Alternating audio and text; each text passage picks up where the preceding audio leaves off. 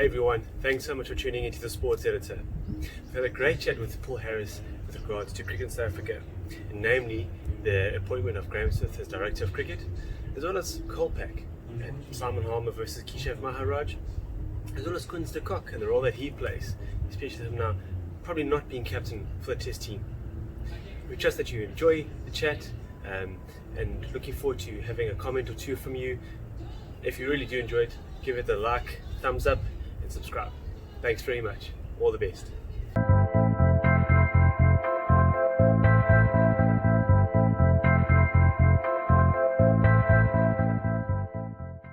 Paul? Sure. Lekker, man. So obviously the big one, and first and foremost, Graeme Smith as Director of Cricket. It's almost like brought a sigh of relief, if I could say that. You know, he's like a tough guy for a tough situation. Yeah, you would think so, and it's a pretty tough situation. I don't think that this COVID thing has helped at all commercially. Yeah. For Cricket South Africa. So I'm so glad that Graeme's got Jacques Fall with him. Because there isn't a better guy commercially in South Africa. I think in sport in South Africa in general. He's well backed on that side, which is great. And Graeme brings a lot of credibility to South African cricket. Yes. So that's, when it comes to sort of negotiating with other sort of countries and getting bilateral series together and getting, sort of better commercial deals, he gives a lot of credibility. So very good appointment, but sure, his job is not going to be easy. Yeah, because also looking into it, and obviously you're a lot closer than what I am, but there could almost be like an upsetting of the apple cart, so to say, when there are some changes made, but necessary changes. Yeah, again, I'm not close enough to know what sort of big changes need to be made. I mean, I think sort of structurally, especially at sort of age group cricket, at the lower age groups, we've seen under 19 side have not performed. Yeah. Over the years, and if you look at cricket, that's been one of our massive feeder sort of systems into our national side. You look at all the guys that played under 19 cricket, most of them, went on to play international cricket. So it's a big worry. That's an area of concern. I certainly think that our first class cricket is an area of concern. I'm not sure it's the strongest it needs to be.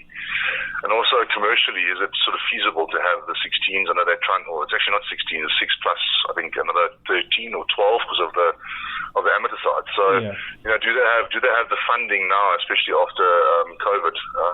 The under-19 stuff is a bit of a worry, and also obviously the sort of first-class stuff and how they're going to structure it. And there's been issues with sort of the Players Association and how it was handled in the past. I'm sure Graeme will handle it a lot better and sort of find the best way forward. Yeah, definitely, because going back a few years ago, I remember we played against England, and I think we lost a wicket. Then we were about 200 for 1 or something. Next thing, walked down with the crease was Jacques Callis, and I think we absolutely, and I said England that year, I can't remember which year it was, but we ended up putting like something ridiculous on the board for 3 wickets or something. And I'm not saying we want to live those moments again, but we want to be known for being able to bat teams out of the game and just being dominant, if you know what I'm trying to say. And getting on the mountains up front like that would obviously help. Oh, of course, but I mean, you also got to be sort of realistic about it and see who in the last little while has retired. Yeah. What players we have lost. You've lost Graeme, you've lost Callis, you've lost Hashim. You've lost the sort of you've lost AB, you've lost the nucleus and the core of that side that was built up for years. Yeah. So you're going to have a sort of, that's how it happens in sport. You're going to have these lulls, but I think to your point, you want that lull to the timing between the lulls to be sort of less and less. Absolutely. So you'd like your players like an Aidan Markram who came into the season and did really well in Test cricket in the beginning and then sort of faded away a bit. You want guys like him to kick on. Yeah. You want guys like Quinny. I feel a little bit sorry for Quinny because he's a genius, that guy, but he's the only guy scoring runs, so it becomes very difficult. Yeah. So you want that sort of lull between when you're rebuilding. I hate that word rebuilding, but it is a fact. When you're rebuilding a side as to when you've got a settled one, and it's very difficult because when you've got a really settled side, you're not giving anyone else opportunities. Yes. Because your side's settled. No, so you don't know what you have waiting in the wings. And I think for a very long time we didn't quite know what we had waiting in the wings. And then everyone retired sort of at the same time. Yeah, it's true. I want to touch on 2 guys that you mentioned. The first one, AB de Villiers. Just say the 2020 World Cup goes ahead. Good chance he's going to be in, or with this virus now, that's it. That's the end of his his career? No, look, I mean, I don't know where his headspace at. I know that he said that he was keen to play, and if it is what it is, I think he will play. And if he's available, I mean, you've got to pick the guy. Yeah. So, I mean, has he handled all the stuff in the past the best? Very well, probably not. I don't know who's advising him, but probably not the best advice he's been getting and the way things have been handled. But certainly, if you've got a guy like that that's available to play, he must play. I'm also, I don't understand cricket. Cricket, surprises me sometimes. You've got all these brilliant players overseas and we can't pick them. It doesn't make any sense to me. In rugby, you can have guys mission off and do their own thing, and then, 3 months before a World Cup, come back and play in a World Cup and win a World Cup medal. So, I don't understand why in cricket it can't be the same. If you got guys playing, in England, and the month before the World Cup, then come back and play in the World Cup if they're good enough, why not? Yeah. It astounds me. It makes it just weird. I don't get it, but it is what it is. And if AB's available, I would definitely pick him. Yeah, true. Because I want to jump on that as well, because it doesn't make sense.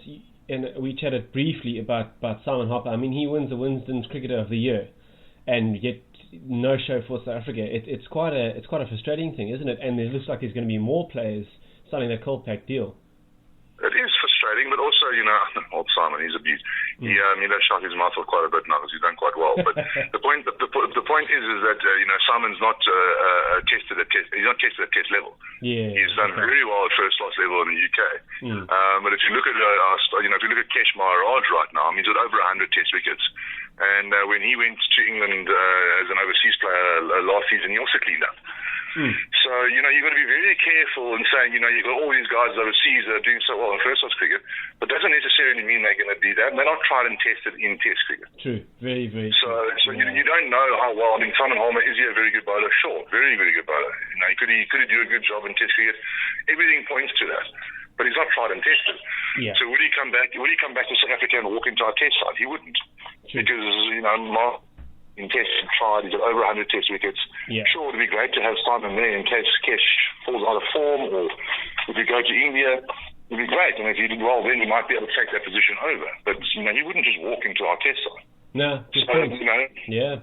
That's the issue. Who else playing cricket in the UK really would walk into our test side? Yeah, no, it's true. I think we often forget about that. It's a good point that you make there.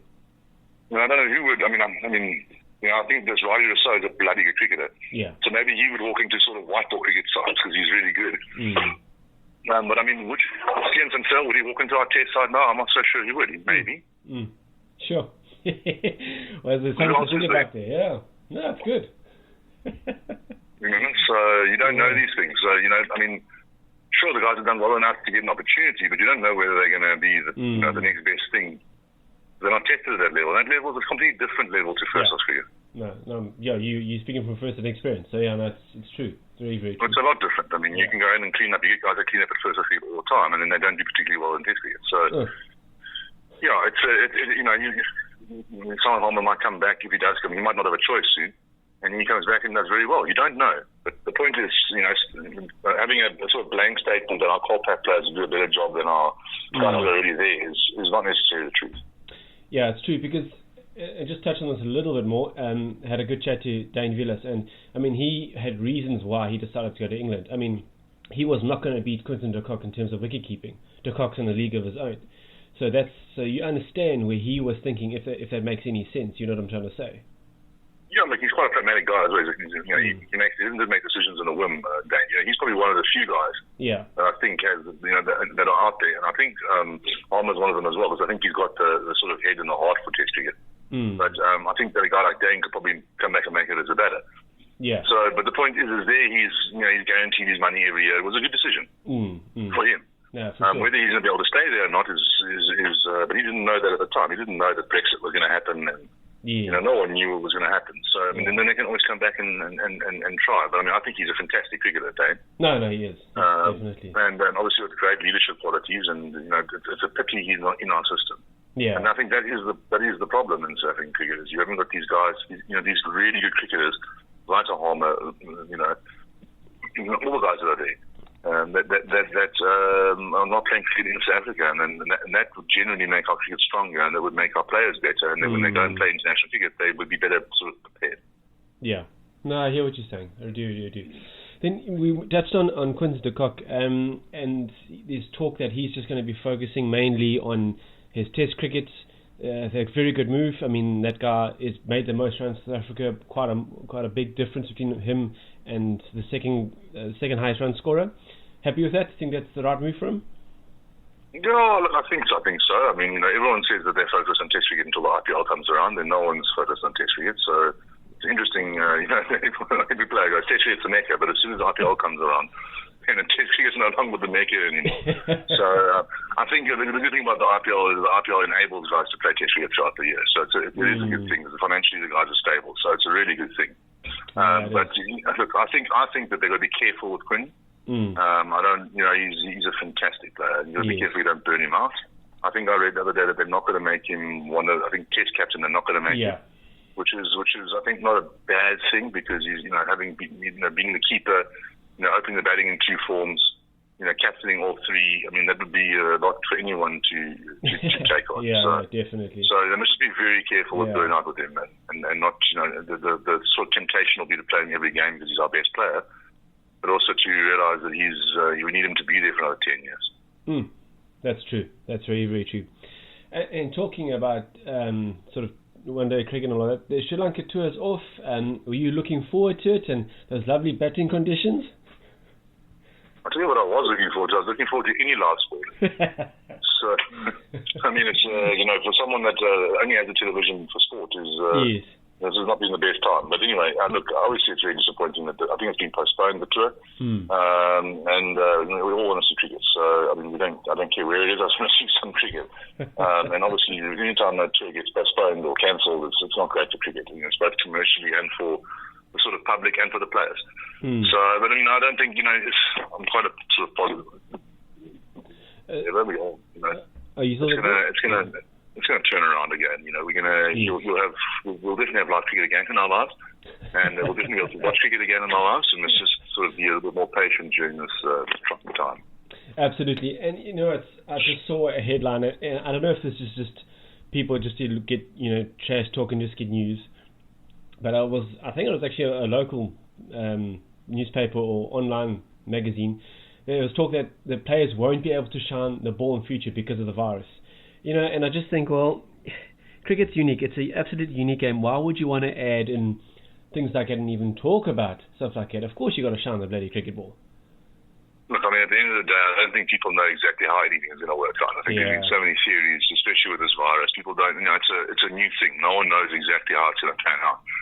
So I think to make blanket statements right now is not clever. I think you can sort of have assumptions of what might happen, but I mean, you can't really say this is going to happen because no one actually knows. I was just watching a brilliant thing on TV earlier. I think it was Sweden or Switzerland, one or two. I can't remember which one it was. Is they don't have any lockdown.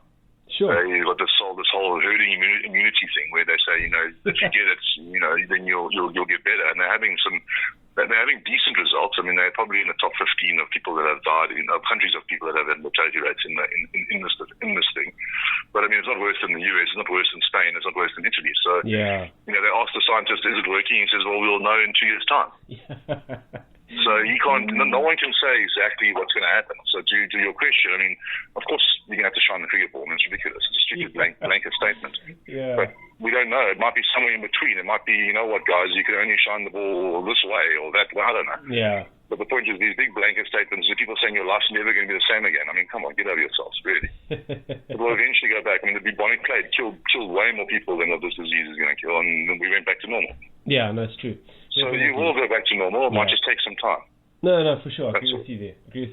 And it's, I think cricket will go back to normal. It's going to take some time. Yes. No, you're quite interesting. And just chatting to some guys who obviously cricket's their profession, it's amazing to see how they can see beyond this. And what I mean is that they're still working bloody hard on their fitness. They're still training bloody hard. It's actually great to see that they still got that absolute focus. They still want to take the game to the next level. It's good. You should hope so. They're still getting paid. so you should hope they're keeping themselves fit. Professionals, they are professionals, so they're going to keep themselves fit. They should do. And there's no excuse now because there's nothing else to really do. Not a lot of these guys have other jobs as well, so they're not fulfilling their time with other commitments. So they don't have an excuse. They should be doing it.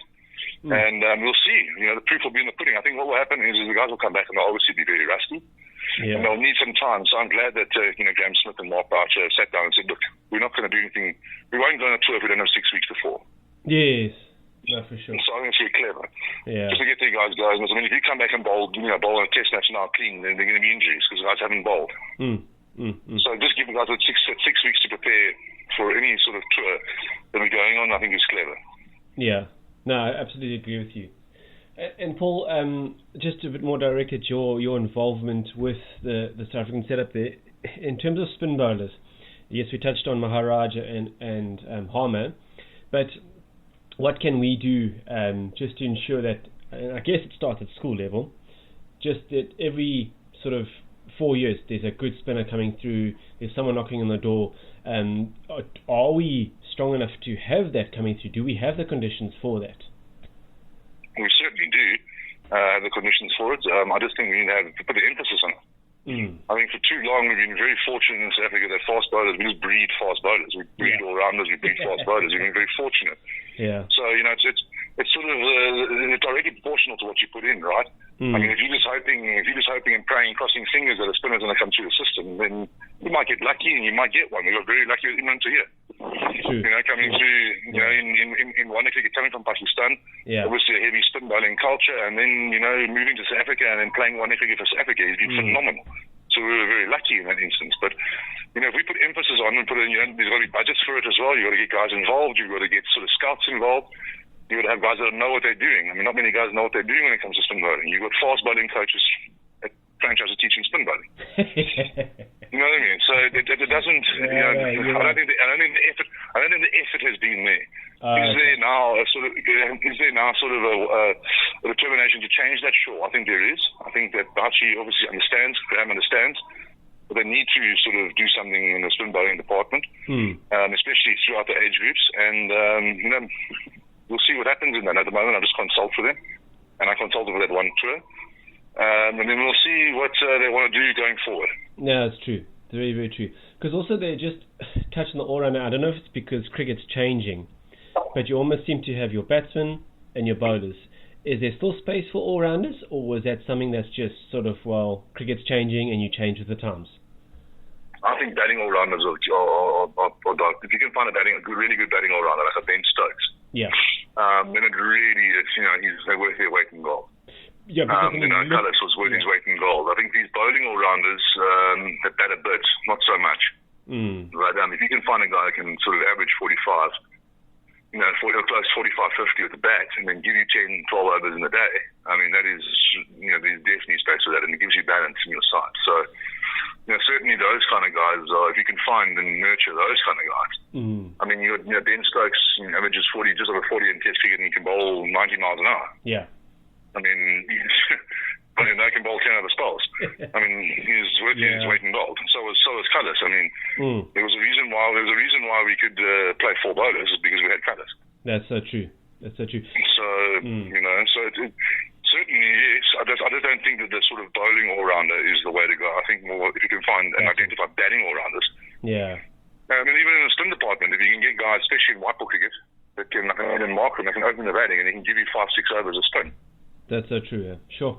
Makes a huge difference. No, it does indeed. You've seen it with the Indian side, with your sort of Rainers of this world that can come in and can bowl you 6-7 overs. On a good day, you can bowl you 10. It makes a huge difference. Yeah. Definitely. So there's a lot of meat to this discussion because, it can really expand the game and open it up even more.